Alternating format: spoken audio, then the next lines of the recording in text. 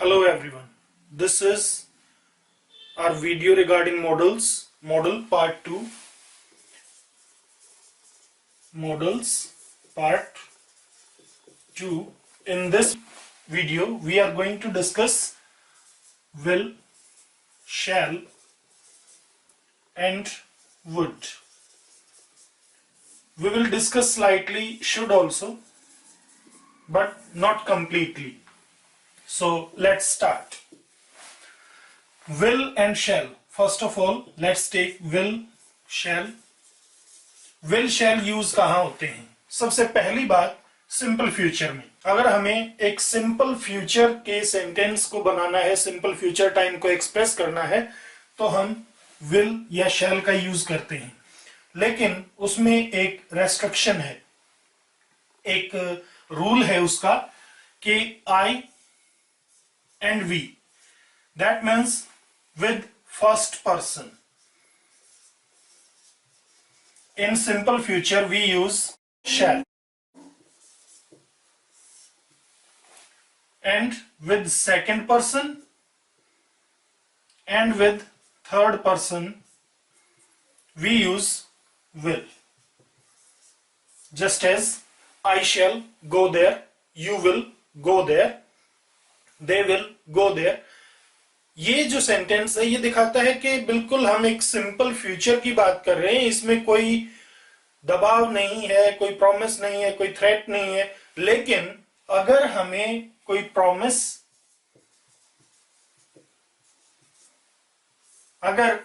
Promise, threat यानी कोई वायदा, कोई धमकी या कोई कंपल्शन दिखाना हो, जैसे कोई मजबूरी दिखानी हो किसी की, तो हम इनको इंटरचेंज कर देंगे. यानी I और V के साथ हम यूज करेंगे will और बाकी सब के साथ सेकंड और थर्ड पर्सन यानी उनके साथ हम यूज करेंगे shall. जैसे डिफरेंस देखिए, I will not meet him और एक है I shall not meet him. I shall not meet him means मैं उससे नहीं मिलूंगा. ये मेरा एक फ्यूचर का एक सिंपल सा प्लान है. लेकिन अगर कोई जरूरी बात हुई तो हो सकता है मैं उससे मिल भी लूं. लेकिन I will not meet him, या तो मैं पक्का प्रॉमिस कर रहा हूं, वायदा कर रहा हूं, या मेरे ऊपर किसी और का दबाव है, मैं उससे नहीं मिल सकता, तो इसलिए मैं उससे नहीं मिलूंगा. यहां will इस चीज को दिखाता है. जैसे एक सेंटेंस और है, I shall teach him a lesson. लेकिन वहीं अगर मैं कहता हूं I will teach him a lesson, तो I shall teach him a lesson means in future मैं उसको एक पाठ पढ़ाऊंगा, मैं उसको एक कोई भी लेसन जो है वो पढ़ाऊंगा. लेकिन I will teach him a lesson का अर्थ है मैं बताऊंगा उसे, यानी मैं एक धमकी दे रहा हूं, मैं बताऊंगा उसे. तो I will teach him a lesson. तो ये हमारा जो shall और will जो सिंपल फ्यूचर को दिखाते हैं, उसमें हमने shall और will का यूज सीखा. अब हम बात करते हैं shall की separately.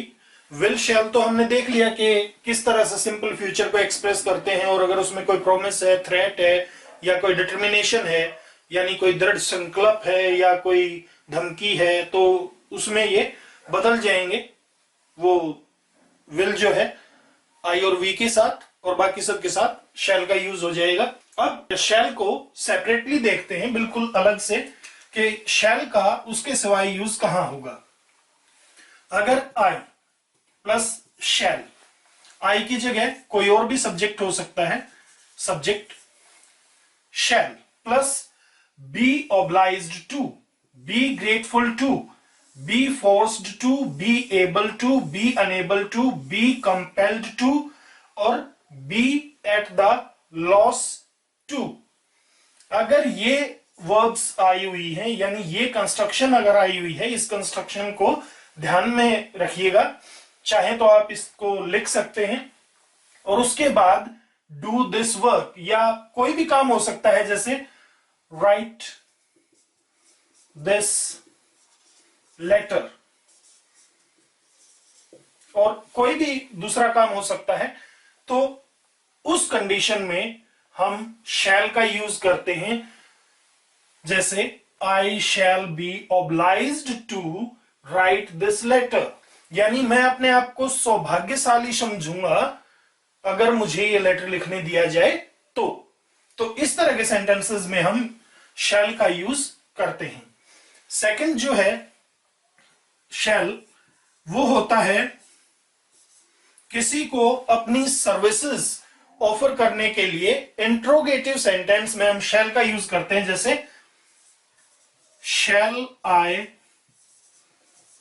Help you in this matter, और to solve this sum, shall I help you to solve this sum. तो इस तरह के जो इंट्रोगेटिव सेंटेंसेस हैं उनमें शैल जो है वो यूज करते हैं हम अपनी सर्विसेज को ऑफर करने के लिए। जो थर्ड यूज है शैल का, उसमें आप जानना चाहते हैं कि कोई क्या चाहता है, जैसे शैल मोहन वेट फॉर यू, यानी आप यू से जानना चाहते हैं, यू की इच्छा जानना चाहते हैं कि क्या मोहन आपके लिए वेट करे या वो चला जाए। तो इस तरह के सेंटेंसेस में हम शैल का यूज करते हैं। नेक्स्ट जो यूज है शैल का, वो होता है आपके क्वेश्चन टैग में। क्वेश्चन टैग में किस तरह से यूज होता है, अगर हमारा सेंटेंस लेट अस से स्टार्ट है, इंपेरेटिव सेंटेंस है, जैसे let us go, shall we, तो ये जो क्वेश्चन टैग है ये शैल से ही बनता है। इसके बाद एक यूज और बचता है शैल और विल का कंबाइन यूज है ये कंडीशनल सेंटेंसेस में, just as if he comes I shall not come, यदि वो आता है तो मैं नहीं आऊंगा, या if he comes she will not come. तो इस तरह के जो फर्स्ट कंडीशन होती है, फर्स्ट जो कंडीशनल सेंटेंस होता है, जिसके अंदर इफ क्लॉज में हम यूज करते हैं प्रेजेंट का, तो इधर मेन क्लॉज में हम यूज करते हैं विल या शैल। इसके बाद डिस्कस करते हैं विल। विल का एक तो सिंपल फ्यूचर के लिए यूज हो गया, सिंपल फ्यूचर के लिए। सेकंड जो यूज हुआ वो हुआ डिटर्मिनेशन के लिए, थ्रेट के लिए या प्रॉमिस के लिए। इस तरह के जो सेंटेंसेस हैं उनमें किसके साथ, आई और वी के साथ। सिंपल फ्यूचर में सेकंड पर्सन और थर्ड पर्सन के साथ, यहां फर्स्ट पर्सन के साथ। इसके बाद विल का जो थर्ड यूज होता है वो होता है किसी को इनवाइट करने के लिए या किसी से कोई रिक्वेस्ट करने के लिए, जैसे will you pass the salt please. यहां पर हम वुड का भी यूज कर सकते हैं पोलाइटनेस दिखाने के लिए, या हम विल का यूज भी कर सकते हैं, जैसे इनवाइट करने के लिए विल यू कम, क्या तुम आओगे, यानी क्या आप आओगे। ये पोलाइट रिक्वेस्ट ही कहलाती है। इसके अलावा कंडीशनल सेंटेंसेस में फोर्थ जो यूज है वो होता है कंडीशनल सेंटेंसेस में, कंडीशनल सेंटेंसेस में। और फिफ्थ जो हमारा यूज होता है विल का, वो कोई भी जनरल बात करने के लिए, जैसे man will be man, men will be men, boys will be boys, girls will be girls. तो एक जनरल सी बात करने के लिए कि जैसे चिल्ड्रन विल बी चिल्ड्रन, बच्चे तो बच्चों जैसी हरकतें करेंगे ही, मैन विल बी मैन, आदमी तो आदमियों जैसी हरकत करेंगे ही। तो इस तरह के जो सेंटेंसेस हैं, गर्ल्स विल बी गर्ल्स, तो ये हमारा यूज हुआ विल का कंप्लीट। इसके बाद हम डिस्कस करेंगे वुड एंड शुड। अब हम डिस्कस करते हैं वुड और शुड। वुड और शुड दोनों कंबाइनली, एक तो पास्ट ऑफ विल और शैल, दूसरा कंडीशनल सेंटेंसेस में। अब पास्ट ऑफ विल और शैल कैसे होते हैं? Most of the time in 99% cases past of will और शैल वुड ही लगता है, लेकिन अगर हमारा सब्जेक्ट फर्स्ट पर्सन रह जाए तो हम शुड भी यूज करते हैं। वो किस तरह करते हैं देखिए, जैसे सेंटेंस है he said I shall come, तो he said that he according to subject, वैसे तो shall का should होना चाहिए, लेकिन यहां पर जब सब्जेक्ट हमारा ही आ गया तो हम would करेंगे, क्योंकि ही है थर्ड पर्सन। तो यहां हम मान के चलेंगे कि ये विल का पास्ट आएगा, ही वुड कम। अब नेक्स्ट जो हमारा सेंटेंस है उसमें अगर हमारा सब्जेक्ट यहां पर फर्स्ट पर्सन रहता है, जैसे I said, comma inverted comma start, I shall come, तो क्या होगा? आई सेड दैट, अब आई का आई रह जाएगा तो आई शुड कम। तो इस तरह के सेंटेंसेस में आपको ध्यान देना होगा कि अगर हमारा फर्स्ट पर्सन यहां रहता है तो शैल का शुड हो जाएगा, लेकिन अगर यहां हमारा थर्ड पर्सन आ जाता है तो शैल का भी वुड हो जाएगा, और विल का तो वुड होता ही होता है।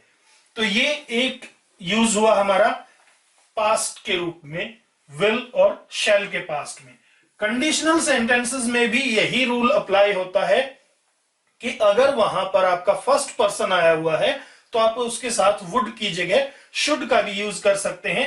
कंडीशनल सेंटेंसेस में किस टाइम पे? जब इफ क्लॉज के अंदर या तो आपका पास्ट टेंस हो या आपका पास्ट परफेक्ट टेंस हो, तो हम क्या करते हैं, दूसरी तरफ जो हमारा मेन क्लॉज बचता है, मेन क्लॉज, उसके अंदर जब पास्ट होता है तो हम यूज करते हैं वुड का, और अगर पास्ट परफेक्ट होता है तो हम यूज करते हैं वुड हैव का। जैसे सेंटेंस देखिए, if he came he would meet me, if he had come past perfect, if he had come he would have met me. इसके बाद ये जो 6 यूजेस बचे हैं ये अकेले वुड के हैं, इनमें शुड का कोई रोल नहीं होता है, ये वुड के होते हैं। जैसे पास्ट हैबिट के लिए, पास्ट हैबिट के लिए हम वुड का यूज कर सकते हैं, just as we can say he would read a newspaper daily, जैसे वो हर रोज न्यूज़पेपर पढ़ता था, ये उसकी हैबिट थी। नेक्स्ट, पोलाइट रिक्वेस्ट के लिए, जब भी पोलाइट रिक्वेस्ट हमें करनी हो तो हम वुड का यूज भी कर सकते हैं, विल का यूज भी कर सकते हैं। जैसे would you pass the salt please, ये बहुत ही पोलाइट रिक्वेस्ट होती है अगर हम वुड का यूज करते हैं तो। और विल का यूज करें फैमिली मेंबर्स के साथ अगर आप बैठे हैं, लेकिन अगर आप कहीं किसी पार्टी वगैरह में या कहीं किसी फंक्शन में या कहीं कोई ऐसी जगह पर बैठे हैं जहां आपको रिक्वेस्ट करनी पड़े और आपको बहुत फॉर्मल होना पड़े, तो आप वहां पर वुड का यूज करिए। थर्ड जो यूज है, टू नो समवन्स विश, कब? जब पोलाइटली हम उनको कुछ ऑफर करना चाहते हैं, जैसे वुड यू लाइक, तो इसमें इस कंस्ट्रक्शन का ध्यान रखें, you like, would you like, would you like to have a cup of tea, आप एक कप चाय पीना पसंद करेंगे। नेक्स्ट, विश, जब हमें काश की सेंस में कोई बात कहनी हो, जैसे would that I were A bird, काश में एक पक्षी होता। तो यहां पर वर और दैट, सब्जेक्ट से पहले दैट और उसके बाद वर, चाहे आई हो, ही हो, शी हो, कुछ भी हो, वर आएगा। तो ये काश वाली सेंस को दिखाता है। या जैसे I wish I would see her again, काश मैं उसे दोबारा देख पाता। तो इनमें मार्क ऑफ एक्सक्लेमेशन आता है, सॉरी फुल स्टॉप नहीं आता। काश मैं उसे दोबारा देख पाता। तो इस तरह के सेंटेंसेस में हम यूज करते हैं वुड का। नेक्स्ट है प्रेफरेंस के लिए। अगर किसी चीज को प्रेफरेंस देनी है हमने, जैसे अगर हमें किसी चीज को महत्व देना है, प्रेफरेंस देनी है कि मैं भीख मांगने की बजाय मरना पसंद करूंगा, तो मैं क्या कहूंगा, I would rather die than beg. Sorry, THAN नहीं आता। I would rather die than beg, इसमें ध्यान रखें EN नहीं आएगा, AN आता है, यानी भीख मांगने की बजाय मैं मरना पसंद करूंगा। नेक्स्ट जो यूज है फॉर प्रेजम्पशन लाइकलीहुड।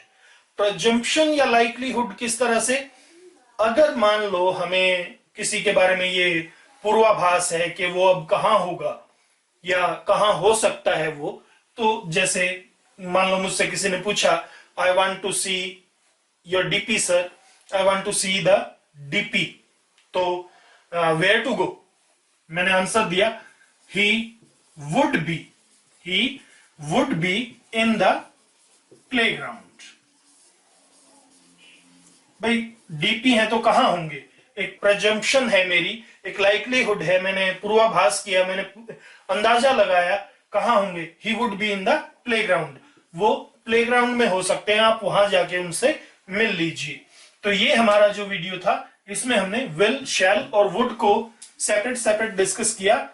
शुड एक स्लाइड सा डिस्कशन हमने किया है जो कि वुड के साथ यूज होता है विल और शैल के पास्ट के रूप में।